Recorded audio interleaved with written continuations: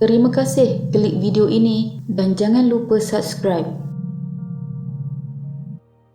Dalam bulan Januari 2023, negara kita telah digemparkan dengan berita seorang ibu telah membunuh anaknya yang baru berusia 1 tahun 6 bulan. Mangsa pada mulanya telah dimasukkan ke hospital untuk mendapatkan rawatan telah diberitahu oleh suspek Umi Syahirah Khalid berusia 20 tahun yang anaknya itu telah terjatuh dari sofa ketika dihantar ke unit rawatan kecemasan Hospital Cyberjaya pada 12 Januari 2023. Mangsa berada dalam keadaan tidak sedarkan diri dan dibawa oleh suspek kira-kira pukul 11.30 pagi. Waktu itu, hasil pemeriksaan awal oleh pegawai perubatan yang bertugas mendapati terdapat pendarahan di kedua-dua belah anak mata kanak-kanak terbabit, berkemungkinan disebabkan penderaan dan mangsa berada dalam keadaan kritikal. Mangsa dengan segera diberikan rawatan dan dimasukkan ke dalam unit rawatan rapi dan pihak polis menerima satu laporan daripada seorang doktor yang bertugas di wad kecemasan Hospital Cyberjaya memaklumkan terdapat seorang kanak-kanak lelaki berada dalam keadaan tidak sedarkan diri dihantar oleh ibu kandungnya pada hari tersebut. Pada 15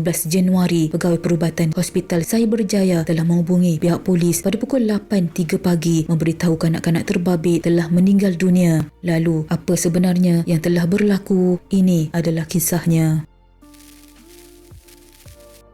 Sejurus menerima laporan, pihak polis cuba menghubungi kembali ibu mangsa yang juga suspek utama, namun gagal. Malah wanita itu juga tiada di alamat kediaman yang diberikan. Alamat yang diberikan adalah sebuah unit kondominium di Jalan Teknokrat 7, Cyber 5, Cyberjaya. Setelah disiasat, unit tersebut merupakan sebuah homestay yang disewa oleh suspek pada hari kejadian. Polis kemudian menyiasat lebih lanjut dan menemukan alamat sebenar suspek hasil maklumat risikan. Polis menyerbu sebuah rumah flat di Putra Perdana, Dengkil dan menahan suspek sekitar jam 12.15 pagi pada 16 Januari dan suaminya juga turut ditahan pada waktu itu. Kedua-duanya dibawa ke balai polis untuk disoal siasat. Siasatan mendapati suspek bekerja sebagai seorang kerani di sebuah syarikat swasta sedang dalam proses perceraian selepas hampir 2 tahun mendirikan rumah tangga bersama suaminya yang merupakan seorang penganggur. Dalam keterangan awal, suspek mendakwa anaknya itu terjatuh dari sofa ketika sedang bermain,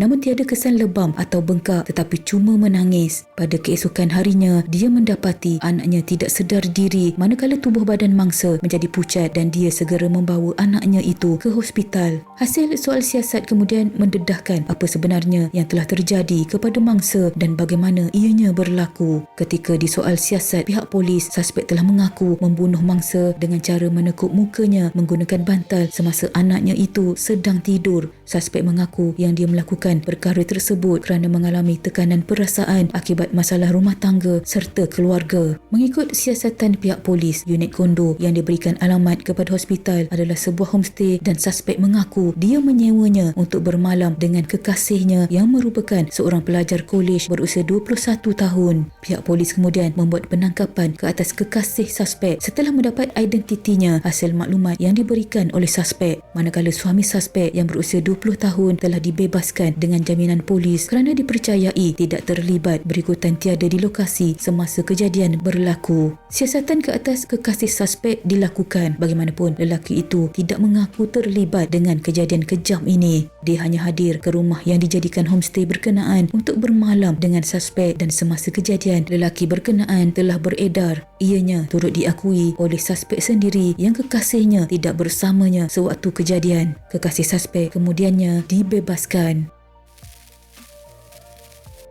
Mayat mangsa telah dibedah siasat dan hasilnya mendapati terdapat kesan kecederaan pada mangsa di bahagian pipi, gusi, dahi dan belakang pelipat kaki kanan. Terdapat juga kesan calar di pipi kiri serta lebam di leher dipercayai akibat dicekik. Manakala punca kematian disebabkan asfiksia ataupun kekurangan oksigen dipercayai berpunca dari tindakan suspek. Pada 20 Januari 2023, suspek telah didakwa di Mahkamah Magistrate Sepang atas dakwaan membunuh anaknya berusia berusia 1 tahun 6 bulan dengan menekuk bantal di mukanya. Umi Syahirah Khalid mengaku faham sejurus pertuduhan dibacakan namun tiada pengakuan direkodkan daripadanya kerana ia di bawah bidang kuasa Mahkamah Tinggi. Berdasarkan kertas pertuduhan, suspek didakwa membunuh dengan niat menyebabkan kematian ke atas anak lelakinya berusia 1 tahun 6 bulan antara 11 Januari kira-kira jam 5.25 petang hingga 12 Januari jam 11.30 pagi di sebuah kondominium di Vertex Tower, Cyber Square, Cyberjaya. Pertuduhan dibaca mengikut Seksyen 302 Kanun Kesesaan. Pendakwaan dikendalikan Nur Sabrina Zubairi di hadapan Hakim Ahmad Fuad Osman manakala tertuduh diwakili Peguam Johan Razi. Nur Sabrina membuat permohonan kepada mahkamah di bawah Seksyen 342 Kanun Tata Cara Jenayah supaya suspek dirujuk ke hospital bagi pemeriksaan dan pemantauan mental. Beliau juga mencadangkan mahkamah menetapkan satu tarikh bagi sebutan serahan dokumen, laporan forensik, kimia dan psikiatri hospital. Mahkamah kemudian membenarkannya dan menetapkan 20 Mac 2023 sebagai tarikh sebutan kes. Kes ini masih lagi dalam perbicaraan. Alasan suspek kononnya anak yang berusia 1 tahun 6 bulan tidak sedarkan diri kerana terjatuh dari sofa di rumah ternyata gagal menutup perbuatan kejamnya sehingga anaknya itu menemui ajal. Semoga kes ini mendapat keadilan yang sewajarnya. Anak malang ini telah dihantar ke syurga oleh ibunya sendiri dengan cara yang cukup kejam. Sama-sama kita hadiahkan Al-Fatihah pada anak syurga ini. Bergembiralah kamu bermain di taman syurga Allah.